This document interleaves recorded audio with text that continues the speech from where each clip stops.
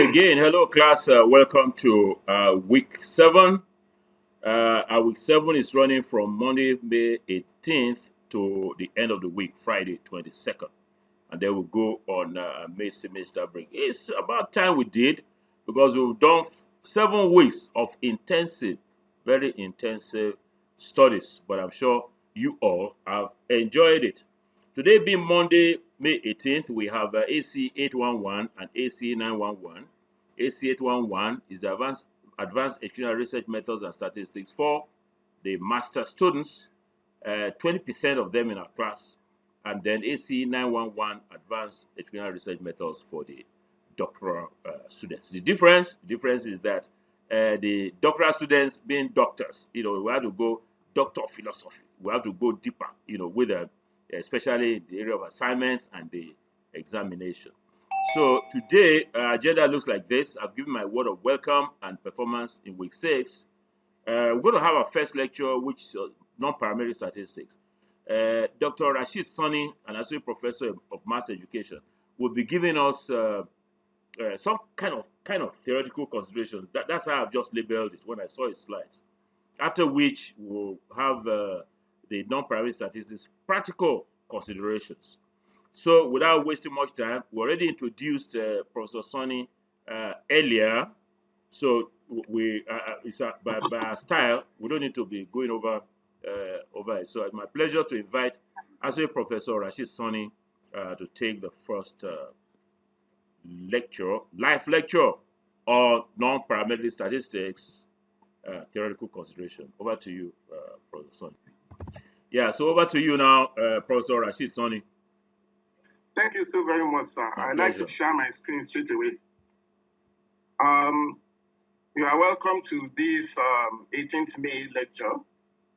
Like the distinguished prof had just said, it's a live lecture, and you are all welcome to this.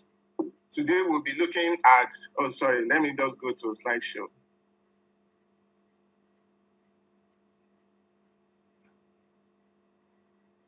Okay. My name is Rasheed Sanni. I'm the center manager of this center. And I'd like to start by giving honor to whom it is due. The first is to give honor to our dear Vice Chancellor, Professor Larry Fagbo, a loving, admirable, noble, receptive, and efficient leader. And secondly, I'd like to also say a word of thanks to our own distinguished prof. We are learning from you, sir, and we see you as a prudent, excellent, tough. I don't know why Professor Olabi didn't see that last week, and extraordinary and rigorous leader. Ladies and gentlemen, for these two world-class leaders that has been bestowed on us in LASU by the Almighty God, ACEITSE and indeed the entire Lagos State University would not have been where it is today. Specifically, this online delivery may not have come to being. The distinguished professor and the Vice Chancellor in absentia would like to say a very big thank you to both of you for giving us the privilege of learning from you too.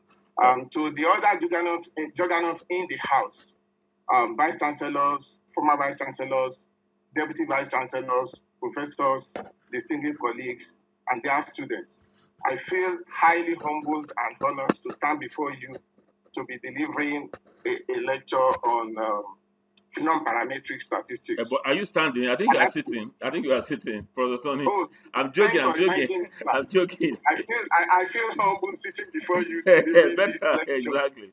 Non-parametric statistics. I like to make mention of my academic father, Professor Arigbabu, Vice Chancellor, Taishulani University. I thank you so very much for the leadership that you have been providing for us in the maths education scene in Nigeria. Thank you so very much, and I pray God continue to bless you, sir. Now, ladies and gentlemen, where are we in terms of non-parametric statistics? I always like to go back to the initial survey that was conducted by our own dear distinguished Professor Kebukola at the beginning of this online delivery. In that, one of the items in that survey asked what our level of understanding or level of expertise is in terms of using chi-square for our analysis. And this is what the thing presents us with. I'm trying to get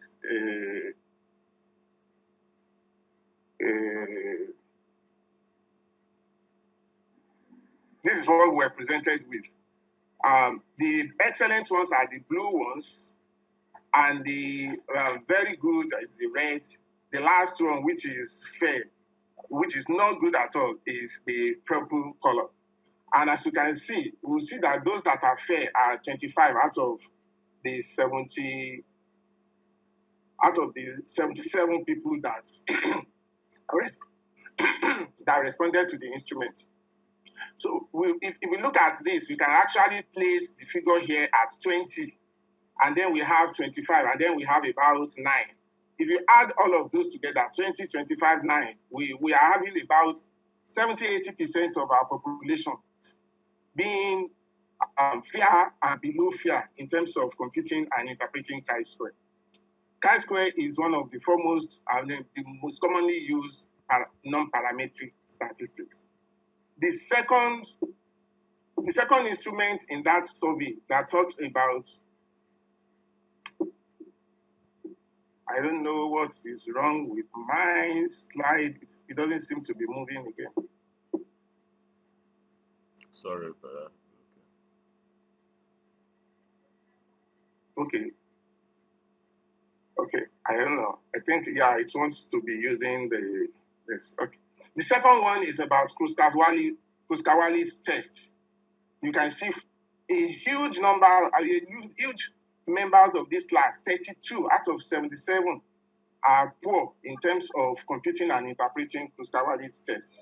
And it is for this reason that this lecture has been designed to take us through two sessions, one now and the other one in the hour after this, to take a look at what non-parametric statistics are, how to conduct it. And you will find it very interesting because apart from anything else, I see it as simpler to compute compared to any parametric statistics that you can imagine. But before we go into all of this, I'd like us to go through what the objectives that we have targeted for this section are, because there are two sections actually.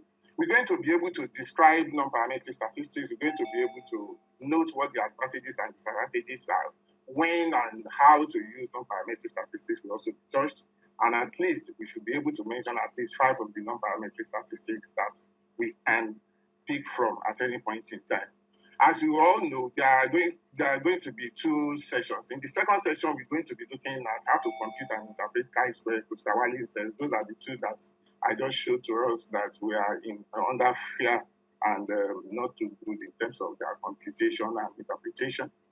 And the last one that we'll be looking at is the Mann-Whitney test. Now, I'd like us to take some historical background. This man here is actually a Scottish, and he lived between 1667, that's 17th century, and 1735. He's the first non-parametric statistic user. Even though when he used it, the term non-parametric has not come to being. But much later, it was found that what he used was actually non-parametric, when in 1942 or thereabouts, another researcher named it non-parametric. He actually worked on statistical significance of moral certainty, and he published an article titled Argument for Divine Providence. Interesting findings. He used what we call sign test, which is a form of non-parametric statistics, to show that more males were born than females in the Scottish era. He also claimed that maybe that's not with strong data, that polygamy is contrary to nature and justice. The second person that I want us to look at is actually Jacob Woodforty. This one actually also have one non-parametric statistics. We're going to see it when we mention it. He coined the term non-parametric statistics, and it is noted for the exact test for randomness. Ladies and gentlemen, what do we mean by non-parametric statistics? To actually describe non-parametric statistics, because it's like the opposite of parametric, we need to remind ourselves what parametric statistics are. And we know that they are statistics that we employ when we have what we call the parametric assumptions fulfilled. What are the parametric assumptions? We have the normality of population, we have homogeneity of variance, and we have the random selection. When we have all of this, it makes sense for us to use an appropriate parametric statistic at all times. In fact, watching some of the distinguished professors' videos, we would actually agree that even when some of them are violated, we have a way of still using some parametric statistics. But there are times when, even when some or many or all of these assumptions are violated, no parametric statistics become useful for us. Correct. And in that condition, rather than forcing ourselves to use a particular parametric statistic, the best thing for us to do is to go along and use the non-parametric statistics. So we say when our parametric assumptions tests fail, we go into non-parametric statistics. And quite a number of tests we are used in establishing whether we satisfy the parametric assumptions. When one fails, we try to use another one. When that one fails, we try to use another one. Why are we doing all of this, ladies and gentlemen? All in events to run away from non-parametric statistics. Like the distinguished professor said, we always look at it as secondary. We always look at it as premature in nature. And to the extent that many people do not even know about their existence. Correct. But ladies and gentlemen, this set of statistics don't require data to fit into normal distribution before we use it. Sure. There are a lot of data that don't fit into normal distribution, and people force themselves to continue to use parametric just because they want to run away from non-parametric, which, by the way, is a simpler version of statistics that we can be using. It also provides a way for us to analyze non-numeric data, and random selection of sample. Once it is not there, we don't worry. We don't need to worry about it if we are going to use non-parametric statistics. I'm going to see in a short while when we begin to look at why we need to use it and what are the benefits. These are the advantages. I'm not going to waste so much time talking about the advantages and the disadvantages, because we're going to be having this slide at some time. But it's important for me to mention one thing about it, and that is what really would be sending us to be using non-parametric statistics, and that is the fact that non-parametric statistics are usually not susceptible to outliers. That's the number 2 there. Outliers can actually change the conclusion that we normally would have taken if we are using parametric statistics. But in case of non-parametric statistics, that is not there. And I'm sure we all know what outliers are. They are things that we actually should be running away from if we want to use parametric statistics. But if they are there in our data, then we can always return to the non-parametric statistics. The second thing that I want to mention is about having to want to analyze nominal data. We tend to not focus on this so much because our data are usually, if not in all cases, coded with numbers. We feel that because there are numbers, we can subject them to all of the parametric statistics of this world. That is not true. When we have nominal data and we want to analyze it, the non-parametric statistics come to our rescue. Sorry, this slide actually is about disadvantages. Don't mind my copying and pasting. It's the disadvantages of non-parametric statistics. And the use of non-parametric measure is one disadvantage of it. To so many of us, the mode and median in establishment of central tendency is just by mouth. We mention it in our primary schools, we mention it in our secondary schools. a few of us will have come across them at the university undergraduate level. But beyond that, in terms of using them in analysis, descriptives in statistics, we tend not to see any relevance for them when it comes to data analysis at even undergraduate level.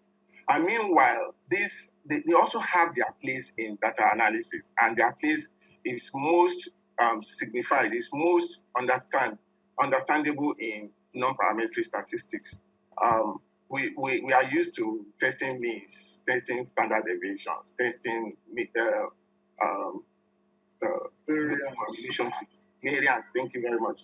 So mode and median are also useful. And by the time you get yourself into the realm of non-parametric statistics, you will see their usefulness. It is easier to calculate than the parametric counterparts, and very useful in small sample. We don't need to bother ourselves asking whether this sample is big enough or not too small for us to use a particular parametric statistics. It works for very, very small samples. They are not also sorry. That first slide is actually advantages. I thought I didn't change the advantages to disadvantages. They are not as robust as and powerful as parametric statistics, and that one has been overflowed. Prof has told us severally that they are not so powerful. And the reason they are not so powerful is there in the fact that the parametric assumptions that were not used, that were not preserved in the choice of non-parametric, makes it not as powerful or robust as parametric statistics. Analysis is based on ranking, frequencies, differences, and sums of ranks and their squares, and sometimes their means. So these are some of the disadvantages. But the disadvantages do not in any way say that the conclusions will not be valid. So for these reasons, when we have data that calls for the use of non-parametric statistics, ladies and gentlemen, I think it's best for us to just go for them. Under what situations or for what reasons can we begin to be using non-parametric statistics? I'd like to discuss this by giving us some examples. Let's consider that as a researcher, we are interested in establishing the statistical significance of the difference between boys and girls' preference for male and female math teachers. Okay, what are we trying to say here? As a researcher, we want, maybe in secondary school, we want to seek with evidence in data from students. Do you prefer your math teacher to be a male, or your math teacher to be a female gender? And we are asking boys and girls in secondary school. Obviously, to respond to that instrument, all of the students will be saying, I prefer boys, I prefer a male teacher for maths, I prefer a female teacher for maths, and so on. We collected all of those. So we have two column data. The first column having the gender for the students, the second column having the gender for the teacher, their preferred gender for the teacher.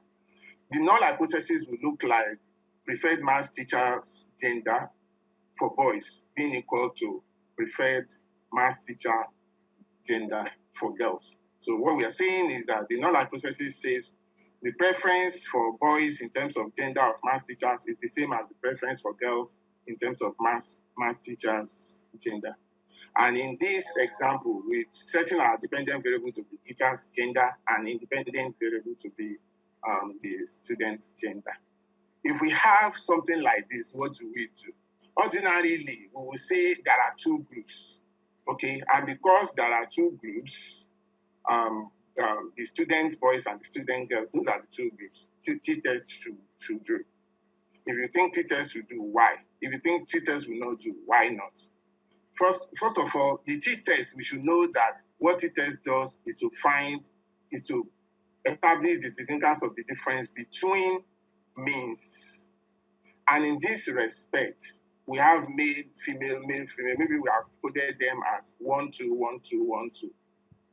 If we go ahead and compute mean of those 1, 2, 1, 2, 1, 2, we'll be doing something that is unthinkable because the data is on nominal scale.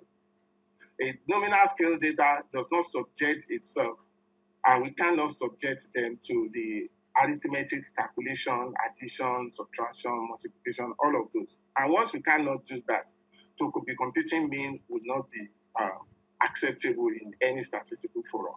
So we obviously cannot use t-test for that reason. So what do? There is a non-parametric equivalence of t-test, and we're going to be looking at that in a short while. That is what we will resort to in this kind of an instance. Now, another situation may arise. Consider that we are interested in statistical significance of the difference in submission of assignments by participants of different status.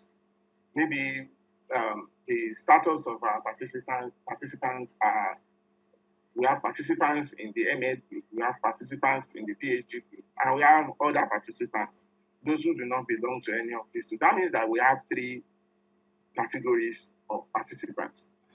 And that will even work for us in this class. Okay, we have people who are in the master's class, we have people who are in the PhD class, we have people who are not in both of these. So those will be referred to as others. So we have three categories. I want to see whether they are submitting assignments or not. Okay, and how is this different status implicated in the submission of assignments? So our null hypothesis is going to look like assignment submission rate, which we collected by students saying, or by participants saying yes or no to a particular item, either in our questionnaire or in any form for that matter. For masters is equal to that for PhD, and it's equal to that for others. Remember null hypothesis. We have had quite a number of discussion around that, so we know how null hypotheses are supposed to be stated. For this particular example, our dependent variable is going to be assignment submission rate, whether it's yes or no, and the independent variable is going to be status, whether the person belongs to the master's class, PhD class, or to the group of others. What do we do to test this hypothesis? The fact that we have three groups in the independent status, independent variable is on three levels, MA or master's, PhD, and other, means that we can immediately think about going for ANOVA. But the question is ANOVA useful? Why, if it is? Why not, if it is not? My answer is going to be that, yes, ANOVA will not be useful. And that is because the dependent variable is measured again on a nominal scale. We are having people, maybe we have coded yes as 1, we have coded no as 2. So what we'll be finding in that dependent variable column submission rate is A1, A2, A1, A2, A1, A2, A1, A2. We could say that, okay, we are going ahead to compute the mean of these 1s and 2s, and then compute the standard deviation, and then work ANOVA. If we tell the system to do that for us, yes, SPSS will run it. And like the distinguished professor will always say, it's garbage in, garbage out. It did what it expects that you should understand what kind of statistics is useful for your analysis. So if you ask it to use an inappropriate statistic, there is data there. So it's going to analyze it anyway and give you some results. It is you that should know that this dependent variable is generated on nominal scale. You cannot be adding the 1s and the 2s that you have there together, because it simply does not make sense. And for that reason, ANOVA will not be useful. And that is the reason for us that we'll be using the Kruskal-Wallis test. We'll be talking about that in a moment, but I'm just setting the stage for us to understand why and under what situations we'll be using each of these non-parametric statistics. The fact that we have nominal scale doesn't mean that we cannot analyze our data, and it should not in any way lead us to going to use a wrong statistical instrument to analyze the data for which it is not appropriate. I've been talking about nominal scale, nominal scale, nominal scale. There are other scales. A question might be asked whether the non-parametric statistics cannot be used on other scales. There are other scales that are used. Let's consider that we are interested in the stability of internet and location of members of a group.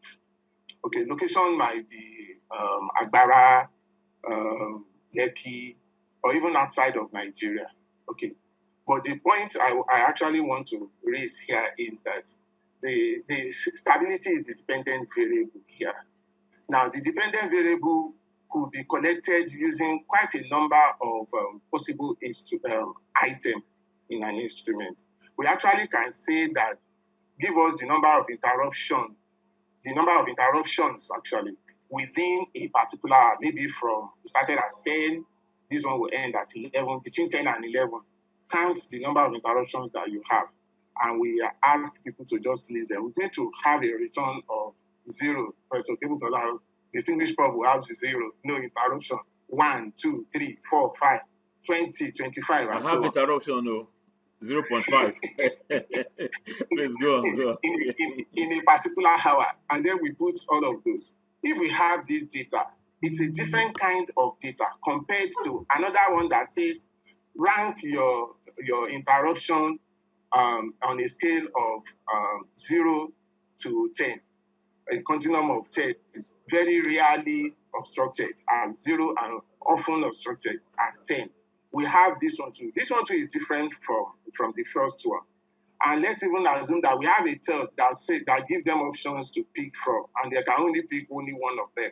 It's less than 5. It is 5. It is 10. It is 15. It is 20. This last one is, even though restricted, it also has its own limitations in terms of analysis. Of all of these, the one that is actually getting to the exact number of interruption is that number 1. This one that says 0 if you have 0, 1 if you have 1, 2 if you have 2, and so on to wherever. We shouldn't have actually stopped at 20. We should have actually continued. Okay, but a continuum of 1 to 10 will actually restrict our people, and people will just have to judge by instinct or judge by whatever they want to use to judge to fix themselves within that continuum of 0 to 10. The less than 5 is even more restrictive. So the restrictions here is actually telling on the kind of statistics that we can use. We should be thinking about using a parametric statistics if what we have is number 1, because that is the one that is actually on a scale that we can say is scalable, a scale. If we are putting data on SPSS, there is a place where we are supposed to tell the SPSS what kind of data it is, and it has 3 substantive options. The first one is nominal, the second one is ordinal, and the third one is scale. That number 1 is the kind of response that can be categorized as scale. Number 2 can sometimes be categorized as scale, but the correct thing is to categorize it as ordinal. Ordinal, that's number 2. Number 3 too is definitely ordinal. But let's assume that the question is not asking the number of interruptions. It's rather saying, do you experience interruption in connectivity or not? So the answers that we'll be getting for this is a yes or a no. If and when this is the kind of answer that we get, we must obviously go for a non-parametric statistics. And the reason is that if we have in location, for instance, if there are like 3 or 4, we'll be thinking about using parametric statistics such as ANOVA. Okay, if we are thinking of ANOVA here, it would be good if our response is in number 1. In fact, it would be best if our response is in number 1. It would be better if it is in number 2. It would be just good if it is in number 3. As a matter of fact, if we have number 3, I'm going to advise that we consider using non-parametric statistics because of the fact that it's only on ordinal scale. But the last one, which is whether it is a yes or a no response, is obviously going to be very sensible for us to go for non-parametric statistics. Now, we've been talking about non-parametric statistics. What kind of statistics are they? And we also need to know what parametric equivalence does each of them have, and that's what we're going to be talking about here. If we ask ourselves, the the most common tests that we conduct in our research is to test for the significance of the difference between statistical significance of the difference between two means. That's the first one there. The second one is statistical significance of the difference between three or more means, and the test of independence. These are the common ones. Any other one is drawing from one or more of these. And we all know that even when we have to test the statistical significance of the difference between two means, the obvious thing to do is to go for statistics for which we call the t-test. For test of significance of three or more means, it's actually useful for two means, by the way. We use the one-way analysis of variance. And the non-parametric tests, we have, I chose these particular ones because they are the ones that we will be talking about in the second session, the Mann-Whitney-U test as the non-parametric equivalence of the t-test, the Kuskawali's test as the non-parametric equivalence of the one-way ANOVA, and chi-square. Chi-square by itself is a non-parametric statistic. That's why the parametric equivalence of it is nil. And that table continues. We also can want to test the significance of the difference in three or more means. Can you take 3 more minutes? 3 more minutes for this session? Yeah. Okay, I'll finish it. Yeah. If we have a two-way ANOVA, or want to test the significance of relationship between variables when we use Pearson's product moment correlation, or prediction where we use, for prediction or regression, we have some parametric procedure. We also have non-parametric procedure. But these are things that we will not be focusing on in this set of sessions for today. We felt that those three, as contained in our initial survey, should suffice for us to be able to get on. There are other non-parametric statistics. I'm not going to be wasting so much time on that because we are going to be having this presentation sent to us by the facilitator general himself. In summary, what have we been able to do?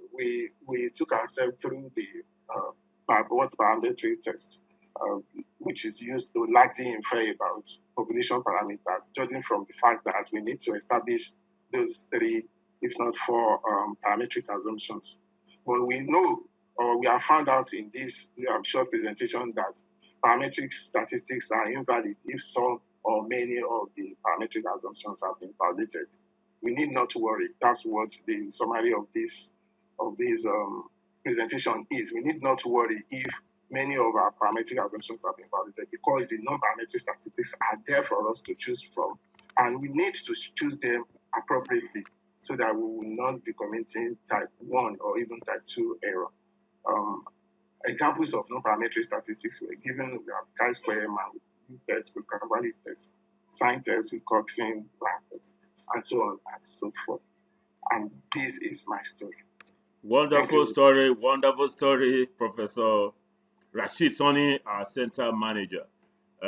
We appreciate this first phase. As I indicated, it's like the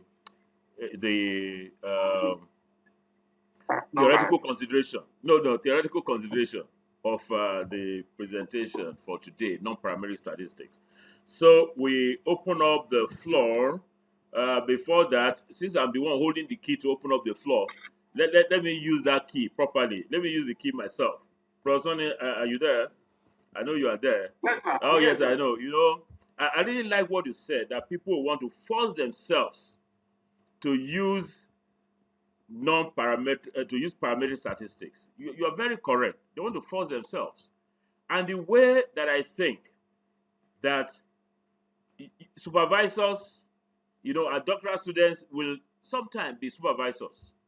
And even now, they are engaged in seminars where their colleagues, even themselves, present their proposals, or after the field operation, post-field activities. See, so what the supervisors must keep asking is, show me data that you have made parametric assumptions. Show me why you are using ANOVA. And they show that, they have not met the parametric assumptions. So it behoves us to now say, look, you go for the non-parametric ones. I think the reason why people force themselves in there is because they do not know whether or not they have met or not met the parametric assumptions. Usually people will just get the data and just run an over without checking all of those parametric assumptions. So this is a very good lesson for all of us that Professor Sanni is telling us that we don't have to force our data to use parametric tests. And what we need to do is for us to do our initial check. You know, I use the analogy of checkpoints, police checkpoints along the way. You go to one checkpoint, normality, oh, you're okay, good. You go to the next one, you go to the next one until you are clear. Or even if 2 checkpoints clear you, yeah, you can do it. But if you now have all the checkpoints saying you cannot enter this country or parametric statistics, then you have to go to the other country. So very good message that Professor Sanni has shared with us. But I'd like to give you all a suggestion. The doctoral program is for training, is to train you. And the moment you finish training, just do an over and you go away. I tell you something, you never can learn to. Let me tell you what I did with regard to my doctoral work. I have my PhD thesis here. This my PhD thesis has everything. All the statistical things they here, all of them, all the statistical analysis there. How did I do that? Okay, I asked several research questions, and I tested whether my data fitted with the assumptions or not. And the ones that did not have the assumptions, I subjected them to, you have all of those parametric and non-parametric, and everything they here. So the idea is for you, when you are undergoing your doctoral work, to see how you can do parametric, if you have met parametric assumptions, and also non-parametric. Just the long and short of the story, do your best to look for some research question and data that will allow you to use non-parametric for your PhD thesis. It's important to, I'm telling you, because it is until you use it before you can know it. If you have not used it, if they just come to statistics class, just like now that Professor Sanni has taught us this thing, he's going to give us the practicals later, and just let it go away. Nothing will happen. You are not going to learn anything. So do your best. That's my experience. It may not apply to you. Do your best to put 1 or 2 non-parametric statistics in your thesis. That way, you will have had the experience of using it. And then, when you are supervising people, somebody's talking about non-parametric, you have done it. You have done chi-square, you have done Mann-Whitney U-test. You have all of them in my thesis. You have all the high-ranking, high-level parametric in my thesis. High-level non-parametric in my thesis. So that I don't practice the thing. So it's not a question of theory. So that's why we have provided you this experience in this doctoral class for you to see all those parametric tests that Professor Arigbabu and others have taught you, and the non-parametric. So just do your best to use them. If you don't use them, you won't be able to get fluency in them. So the floor is open. Floor is open for students and for our facilitators.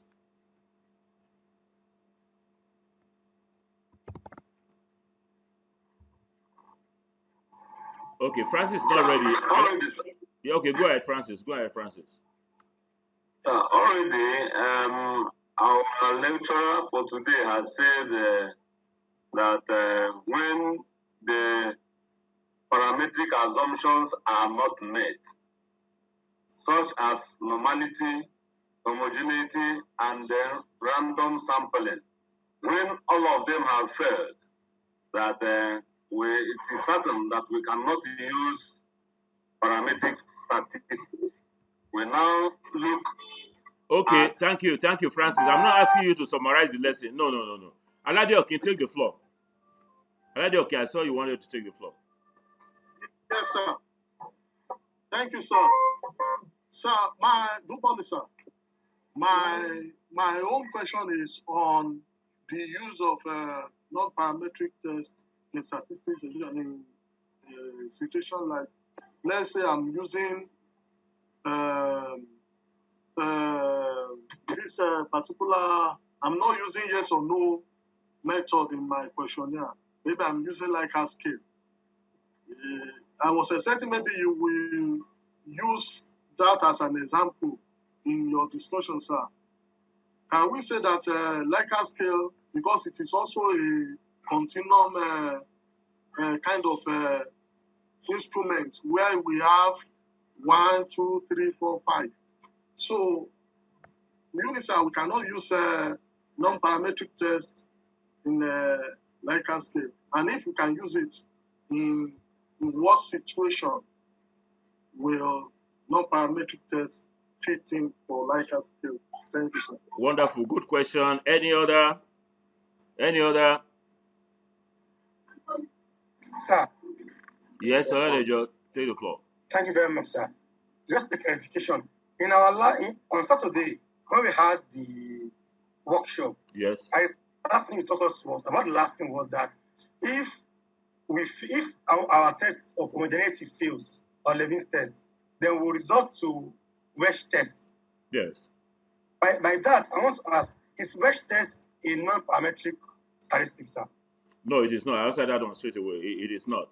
It's a parametric test that allows you, if you have not validated all of the assumptions, you have validated maybe 1.5, well, say 2 out of 3, or if you failed the Levin's test, which is homogeneity, and you have your random, the distribution is random, then you can use Welch test. The straightforward answer is Welch test is not is a parametric test. Yes. Yeah, you see, the people who want to go do parametric, as I said, because it has power. It has power. It's able to quickly detect differences where they are. So that is why. And then, if your population is not normal, then it becomes a challenge. It means the possibility of your extrapolating to a larger population becomes a problem, becomes compromised. Because if the population is normal, it means that in generalizing to that normal population, larger one, if your sample the distribution is not normal, then the chances of your saying, oh, this will apply to the larger population that is normal becomes, compromised. So that's just it. That's what Professor Sonny has told us. Yeah. Any other? So Professor Sonny, take the floor to respond quickly, and then we will go on to the next bit. Okay. Thank you very much, sir. It appears that there is only one question, and that is on Likert scale. Sure. Mr. Aladeoke, very, very strong believers of non-parametric tests will always use non-parametric for Likert scale. Correct. But that is not useful for for parametric. Parametric tests too can use Likert scale. Correct. My own advice is going to be that if you have a small sample, your sample is not large. Don't think, and you have Likert scale, because Likert scale is an ordinal thing. It's better for you to go for non-parametric. Sure. Okay, you got that one. You get small sample size. You are just doing like 50, 20 people. That's what our professor is telling us. Go for the jugular of the non-parametric. But they have something quite large there. You can settle for the parametric. We want to thank our professor, Rasheed Sanni. Rasheed Sanni, you can see Professor Aribabu is watching you. Look at this. He's watching you closely. You can see him there. He's watching you closely. And he's happy for you. His belly is sweet. His belly is sweet. Thank you very much, sir. Oh, yeah. You can see, you see him now. Aren't you able to see him? Thank you, sir. Aren't you able to see him? I'm still looking for him. He's there. I've seen him. He's on screen 3. On screen 3, you can see him. He's happy. You can see our mama, the DAP herself. She's happy for you. You can see Michael Mike. Yeah, he's also very happy and all of that. Yeah. So we would like to thank you. And the Secretary General of Association of Vice Chancellors of Nigerian Universities, Professor Michael Faborode, who's a great agricultural engineer, is also very happy for you. Although he won't be using chi-square, but he's also happy that you have told him, because he's in Ife now, locked down. He's locked down in Ife now, locked down in Ife, and he will be telling, he will be spreading the good news of your message. So let us give him a round of applause. I'm going to unmute everybody. We give him a round of applause for a job very well done.